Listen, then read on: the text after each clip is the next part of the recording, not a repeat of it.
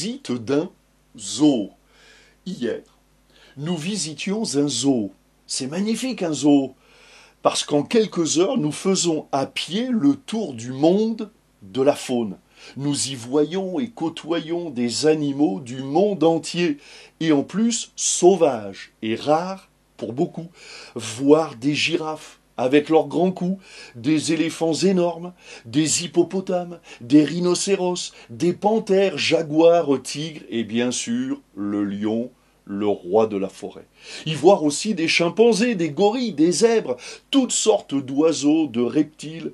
Je ne vais pas vous énumérer tous les animaux que nous avons vus, mais comme le dit l'expression, nous en avions plein les yeux et à la fin de la journée, je dois vous avouer, plein les jambes. C'est magnifique un endroit comme celui-ci. Nous voyons ces animaux, nous les entendons et même pour certains, nous les sentons.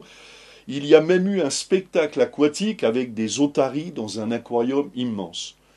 Mais c'est en regardant les tigres, particulièrement, tourner dans leur enclos, empruntant le même chemin que cela m'a amené à réfléchir. Voyez-vous, tous ces animaux sont en sécurité. On ne prendra pas les défenses et cornes des éléphants ou rhinocéros.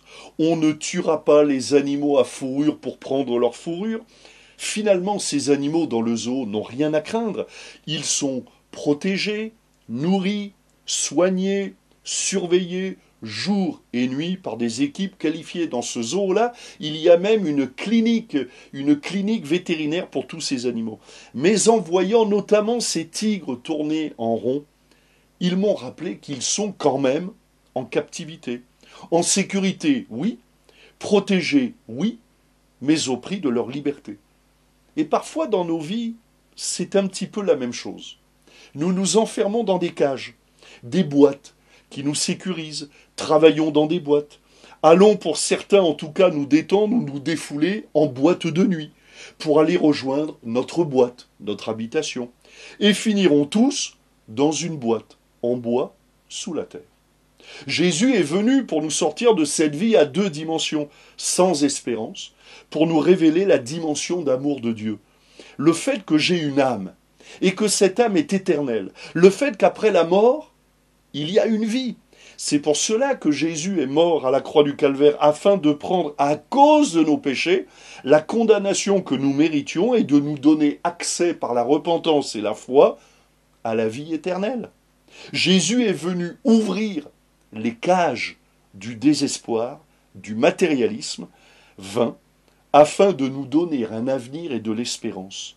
Arrêtez de tourner en rond comme ces tigres en cage, mais levez les yeux vers le ciel.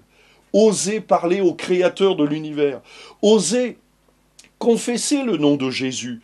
Osez sortir de votre confort intellectuel pour entrer dans le domaine de la foi et du royaume de Dieu. Jésus dira dans l'évangile de Jean chapitre 17 au verset 3, « Or, la vie éternelle, c'est qu'ils te connaissent, toi, le seul vrai Dieu, et celui que tu as envoyé, Jésus-Christ. » Et Jésus dira aussi dans l'évangile de Luc au chapitre 4 et au verset 18 et 19, « L'Esprit du Seigneur est sur moi, parce qu'il m'a oint pour annoncer une bonne nouvelle aux pauvres.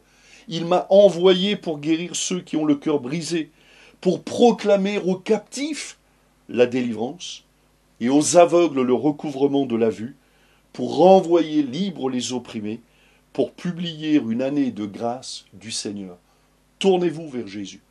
Confessez son nom.